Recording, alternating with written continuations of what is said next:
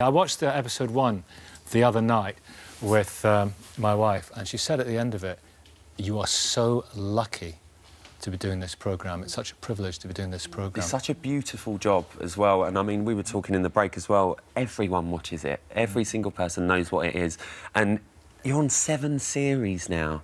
It's just the amount of people that, from this show, have had their lives changed because of the likes of you and Davina and the team going to find their loved ones for them. How does that make you actually feel, not just as a presenter, but as a person? Oh, amazing.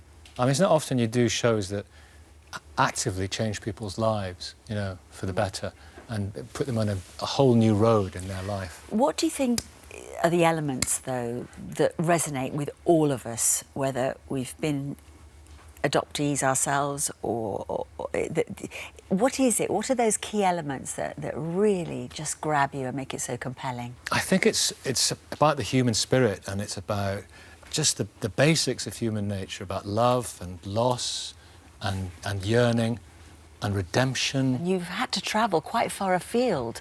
What's the furthest? Leighton Buzzard. We went to Leighton Buzzard. I was thinking Leighton Buzzard. That's a trek. But I was thinking Ethiopia. Yeah, am I right? In this amazing. series, tell us about that. Well, you never know where you're going to find people.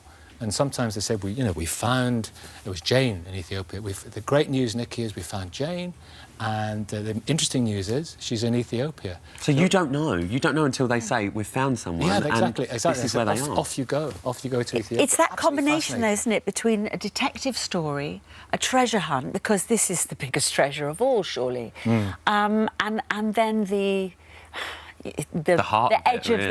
edge of the seat, whether you are going to find that person or not. I mean, every single story is heartrending.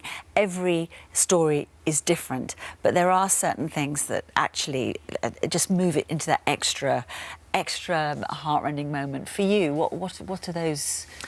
Well, stories? in episode 1, and Kathy was looking for her mother, Adrian, and Adrian had passed on, but we found Kathy's sister, Anne, and Kathy had always been a part of Anne's life and of Anne's family. And Adrian, every year, Adrian used to write, "It's Kathy's birthday today," and, you know, she used to write a diary about it. And when Anne showed me that, I was absolutely in bits. Personally, I mean, Nicky, you've been through your struggles as well. You were adopted as a child, and you said, especially doing the show as well, it just goes to show how important it is to seek others' help and not be alone in trying to find out your past and things like that. Because, I mean, you've had your own journey with that as well. Well, I have, and I think if I did it all again, I would want help and I would want support, because you really have to put on the tin hat for that. It's such an emotional challenge. And the great thing about the Long Lost Family team, there's amazing people who work on the programme, and they provide wonderful ongoing emotional support for the people. And Davina and I, you know, we've made friends out of this and carry on friendships too. And Davina's just wonderful too. We've both had, you know, interesting life journeys. Yeah.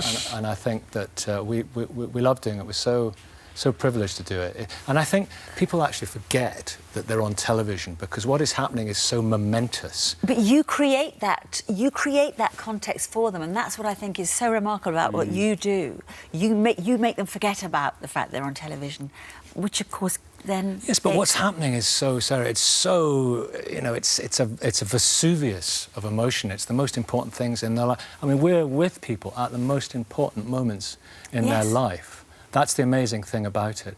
Your episode 1 is just beautiful. I just know I'm going to be gone by the time...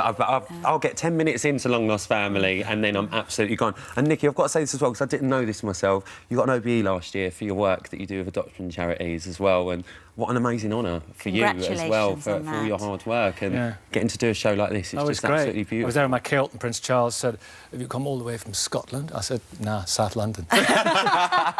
This is what we wear now. All right, Charles.